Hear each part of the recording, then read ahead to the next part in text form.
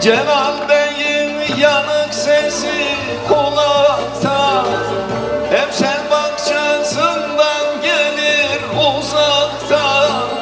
Dinleniyor büyük küçük her yaşta.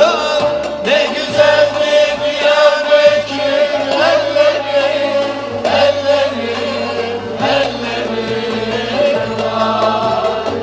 Çok güzeldir Diyarbakır elleri, elleri, elleri var. O yarimin damından oklayamadım, o yarimin damından oklayamadım. Liralarım töküldü, toplayamadım. Liralarım töküldü, toplayamadım.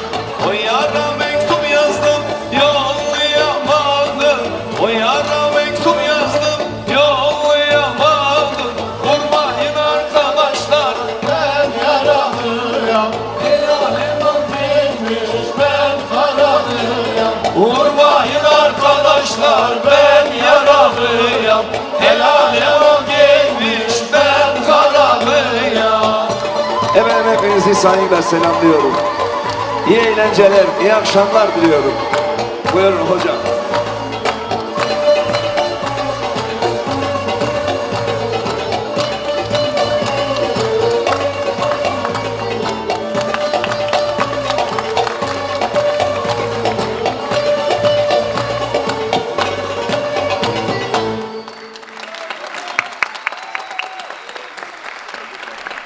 İbrahim Macit Beyefendi'ye çok çok teşekkür ediyoruz. Sağ olsun, var olsun efendim.